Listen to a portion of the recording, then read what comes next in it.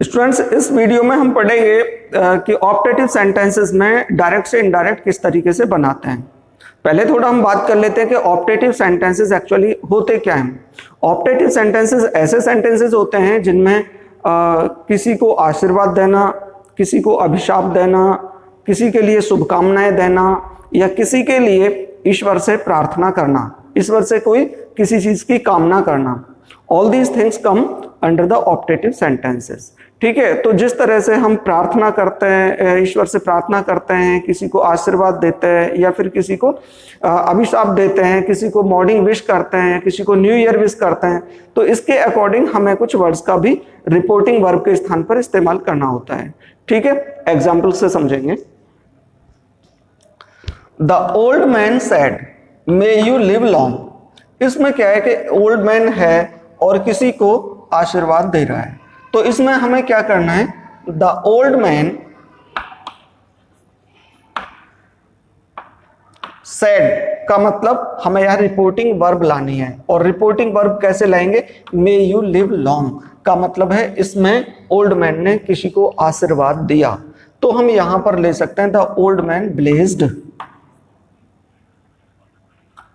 Conjunction लेंगे यहां पर दैट, और दैट के बाद ये वाला जो सेंटेंस होगा ये ऑप्टेटिव थोड़ा सा कुछ अलग वे में होता है। जैसे मे यू लिव लॉन्ग है और यहां पर ये भी हो सकता था may God bless U A live long life, ऐसे भी हो सकता है। तो इसको हमें बिल्कुल एग्जैक्ट ठीक करना है कि हमें सबसे पहले इसको सब्जेक्ट लेना है। ठीक करने का मतलब है यहाँ पर कि इस सेंटेंस को हमें एसर्टिव के रूप में लेना है। कैसे आ जाएगा, यू।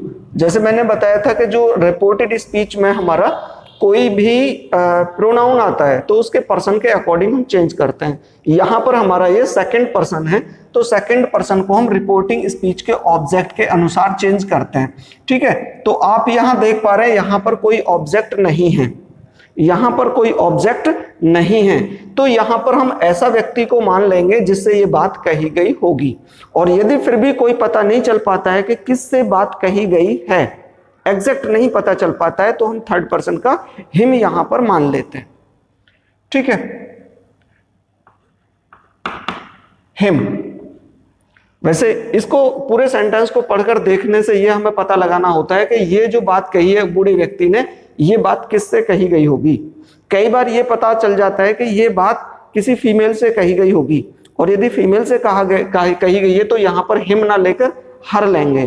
कई बार ये पता चल जाता है कि ये बात हमें कई सारे व्यक्तियों से कही गई होगी, तो कई सारे व्यक्तियों के लिए हमें यहाँ पर देम लेना होता है। और यदि फिर भी कुछ पता ना चले कि एक से कहा गया है, मेल से कहा गया, फीमेल से कहा गया, तो सबसे जो मोस्ट कॉमन वर्ड है हम ले लेते हैं इस पर यहाँ पर हिम। ठीक है, ये वही कंडीशन है कि ये पता नहीं चल पा रहा है कि बूढ़े व्यक्ति ने किससे कहा है, तो यहाँ पर हमने हिम मान लिया, तो इसके अकॉर्डिंग हम सब्जेक्ट लाएंगे ही।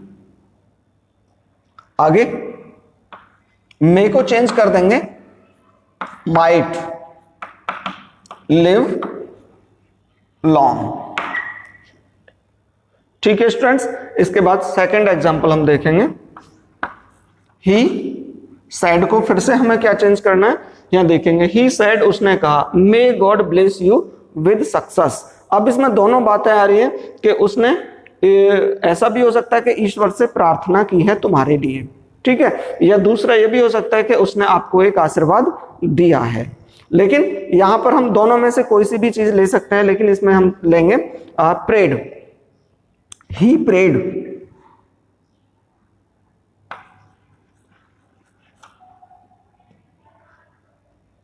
ही प्रेड दैट, कंजंक्शन दैट ले लिया, और दैट के बाद हम गॉड को पहले लेंगे, गॉड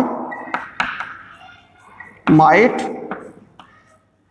ब्लेस, और ब्लेस के बाद यू ऑब्जेक्ट के स्थान पर आया है, सेकंड पर्सन है, तो यू को हम चेंज करेंगे सेकंड पर्सन को रिपोर्टिंग स्पीच के ऑब्जेक्ट से। यहां भी बिल्कुल वही कंडीशन है कि यहां पर कोई रिपोर्टिंग स्पीच का ऑब्जेक्ट नहीं दिया हुआ है, तो यहां पर हम मान लेंगे फिर से हिम। ये हमने अपनी तरफ से मान लिया है।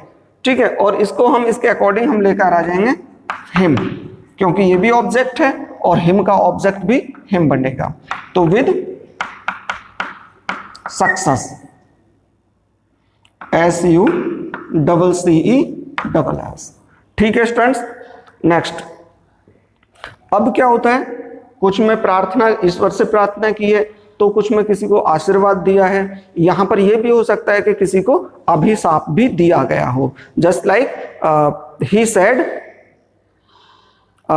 मे you go to hell. May you go to hell का मतलब कि आप नरक में जाएं। तो इस तरह के भी सेंटेंस इसमें हो सकते हैं। तो इसमें हमें करना क्या है कि जहां पर हमने ये ब्लेस्ड यूज किया है या फिर प्रेड यूज किया है, इसके स्थान पर हमें कर्स्ड यूज करना है। बाकी का जो सेंटेंस है उसको हम एज इट इज उसके अकॉर्डिंग उन नियमों से बना देंगे। ठीक है, अब एक कंडीशन आ जाती है जैसे गुड मॉर्निंग या हैप्पी न्यू ईयर। ये भी हमारे ऑपरेटिव सेंटेंसेस में आते हैं क्योंकि इसमें भी हम कुछ विश करते हैं, किसी को कुछ शुभकामनाएं वगैरह देते हैं। तो इसमें क्या करना है हमको, ही सेड। अब यहां ध्यान रखेंगे कि जिनमें हमारा गुड शब्द आया हुआ है, गुड मॉर्निंग, गुड आफ्टरनून, इस तरह से जो आता है, उनमें हम वर्ड यूज करते हैं बेड। रिपोर्टिंग वर्ब के स्थान पर हम यूज करते हैं बेड। और एक चीज और होती है कि जैसे हम सारे सेंटेंसेस में कंजंक्शन का प्रयोग करते रहे हैं, यहां पर हम कोई कंजंक्शन का इस्तेमाल नहीं करेंगे। हमें क्या करना है, उसने कहा था he said good morning my friends, तो हम यहां कह देंगे ही bade good morning.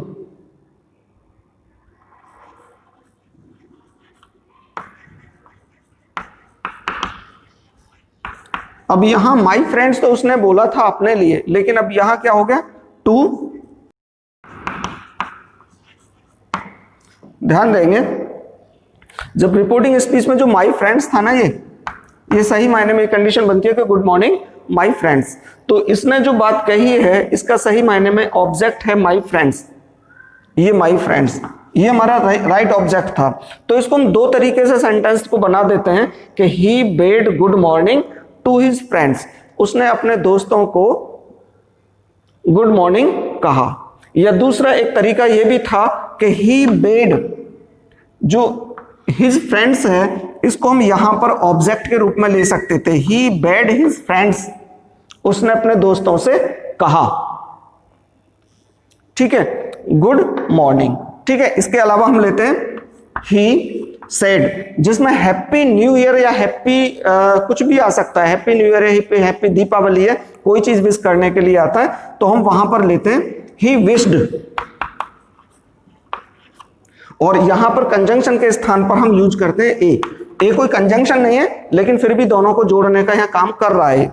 He wished A happy new year. ठीक है स्टूडेंट्स, इस तरीके से हम ऑप्टेटिव सेंटेंसेस को डायरेक्ट से इनडायरेक्ट में चेंज करते हैं।